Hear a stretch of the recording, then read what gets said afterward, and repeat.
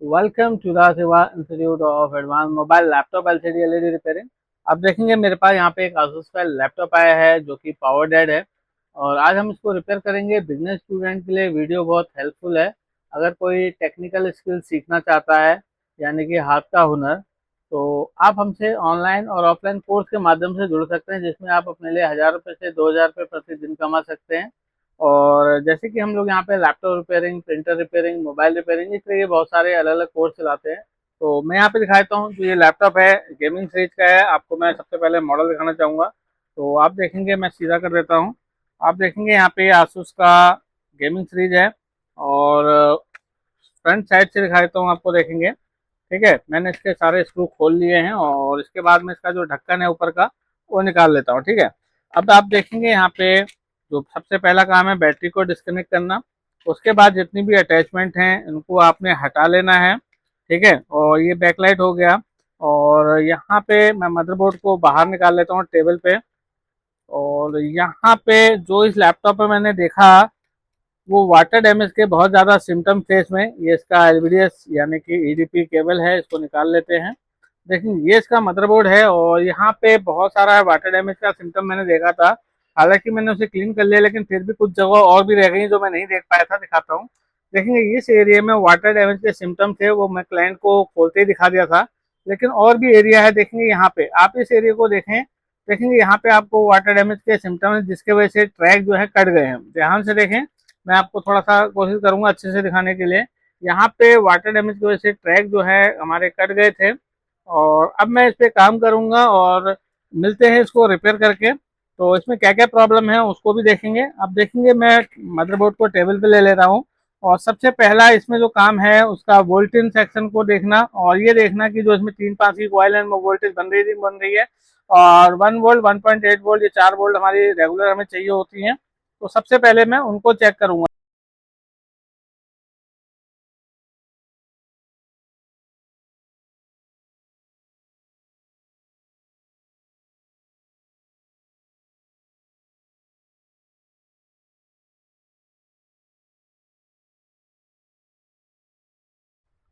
तो आप देखेंगे यहाँ पे बोर्ड मैंने रेडी कर लिया है। बोर्ड का जो पावर सेक्शन था वो डैमेज था। अब जब ये ऑन हो गया है तो यहाँ पे एक प्रॉब्लम ये आई है। तो एक तो इसकी रैम खराब निकली, यानी कि जो इसमें रैम लगी थी वो डिस्प्ले नहीं दे रही है। ठीक है, मेरी जो डिस्प्ले है वो डालने के बाद लैपटॉप में डिस्प्ले आ गई। लेकिन डिस्प्ले आने के बाद जो मेरा कीबोर्ड है उसमें तो कैप्स लॉक की लाइट जल गई, लेकिन जो इसकी इंटरनल डिस्प्ले है उसकी बैकलाइट नहीं आई। तो बैकलाइट के लिए जब मैंने ट्रेस किया तो यहाँ पे 19 वोल्ट नहीं आ रहा था। तो जब मैं इस बोर्ड को खोल के बैक साइड में गया तो यहाँ पे आप देखेंगे 0 ओम का एक रेजिस्टेंस लगी हुई है जिसको हम फ्यूजेबल रेजिस्टेंस बोलते हैं। देखेंगे, ये देखेंगे 0 लिखा हुआ है। तो ये एक फ्यूजेबल रेजिस्टेंस होती है। मैं चाहूंगा थोड़ा सा अच्छे से दिखाएं आप। और जब मैं मल्टीमीटर से कंटिन्यूटी पॉइंट के माध्यम से इसे चेक करूंगा तो आप देखेंगे बीप नहीं कर रहा है। तो इसको मैं जंपर लगा के ओके कर दूंगा और इसके बाद में यहाँ पे नया रिप्लेस करूंगा। देखिए, यहाँ पे बीप आनी चाहिए जो कि बीप नहीं आ रही है। तो अब आपको एक चीज दिखाना चाहूंगा। देखेंगे, जो चार्जिंग का जो एक मॉसफेट और सेकंड मॉसफेट है और ये CLR है 19 वोल्ट का, तो यहाँ से यहाँ तक की तो कंटिन्यूटी आ रही है। देखेंगे, लेकिन इस पार नहीं जा रही है जिसके वजह से डिस्प्ले को जो 19 वोल्ट जानी चाहिए थी वो नहीं जा रही है। तो अब मैं यहाँ पे आपको एक चीज और करके दिखा देता हूँ। देखिए, ये मेरा डिस्प्ले कनेक्टर है, यहाँ पे 19 वोल्ट आनी चाहिए जो कि इस फ्यूज तक आएगी। देखेंगे, यहाँ तक आ रही है, यानी कि 19 वोल्ट यहाँ आ रही है, आप पास नहीं जा पा रही है। पार जाती तो मेरे डिस्प्ले कनेक्टर को मिल जाती। तो यहाँ पे अभी हम क्या करेंगे, बाईपास कर देंगे, तो जंपर लगा देंगे। और जंपर लगा के मैं आपको दिखाता हूँ इसे ओके करके।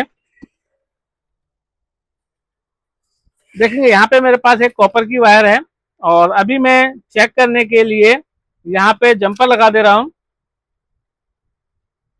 और फिर चेक करेंगे डिस्प्ले के लिए। देखेंगे, यहाँ पे सबसे पहले एक जंपर लगा देता हूँ, बाद में मैं इसे रिप्लेस कर दूंगा क्योंकि प्रोटेक्शन बनी रहेगी।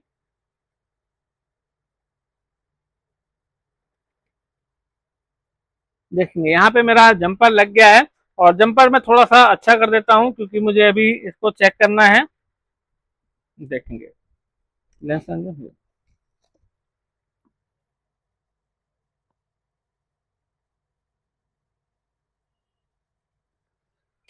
देखेंगे यहाँ पे अभी मैंने टेम्परेरी जंपर मार दिया। मैं चाहूंगा थोड़ा सा ऐसे पास करके दिखाएं आप इसे। देखेंगे अभी मैंने जंपर मार लिया है और इसको मैं यहाँ से डिस्कनेक्ट कर लेता हूँ। और अब आप देखेंगे यहाँ पे ये कंटिन्यूटी बीप दे रहा है। देखेंगे अब यानी कि ये मेरा ओके हो गया है। अब मेरा डिस्प्ले आ जाना चाहिए। तो देखते हैं अब इसको फिक्स करके। देखेंगे मदरबोर्ड को मैं इस तरफ ले लेता हूँ और इसको हम प्रॉपर तरीके से जैसा था वैसे बैठा देंगे। ये देखेंगे बोर्ड मेरा बैठ गया है। यहाँ पे हम इसको लगा देते हैं कीबोर्ड को। और इसके बाद ये बैकलाइट का पत्ता है, इसको लगा देंगे। और इसके बाद जो एलवीडीएस केबल है मेरी, उसको मैं लगाऊंगा। और देखेंगे ये लगा लिया है। और ये रही मेरी एलवीडीएस केबल। और एलवीडीएस केबल को आपने प्रॉपर लॉक करना है, जरा सा भी लूज नहीं होना चाहिए, ना ही उल्टी लगी होनी चाहिए, क्योंकि अगर ये गलत लगेगी तो आपका सीपीयू शॉर्ट हो सकता है। अभी मुझे स्पीकर इन सब से मतलब नहीं है। तो देखिए यहाँ पे डीसी कनेक्ट कर ली है सप्लाई। और अब मैं ट्रिगर करता हूँ। देखेंगे यहाँ पे मेरा बैकलाइट का, कीबोर्ड का जो बैकलाइट होता है वो आ गया है। मशीन यहाँ पे 3 बार रिस्टार्ट लेगी, यानी कि 1 बार 2 बार 3 बार रिस्टार्ट करेगी, उसके बाद डिस्प्ले आएगी। देखेंगे यहाँ पे अभी भी मेरा रिस्टार्ट, देखिए दोबारा से रिस्टार्ट हो गया है। अब ये जैसे ही ऑन होगा 2 से 3 बार रिस्टार्ट होता है, उसके बाद डिस्प्ले आएगा। तो देखते हैं यहाँ पे मेरा डिस्प्ले आया कि नहीं आया। मैं यहाँ पे कैप्स लॉक को भी दबा के देखता रहता हूँ बार बार। जैसे यहाँ पे कैप्स लॉक की लाइट जलेगी तो ये भी आ जाएगा। ठीक है, तो ये मेरा पावर डेट था।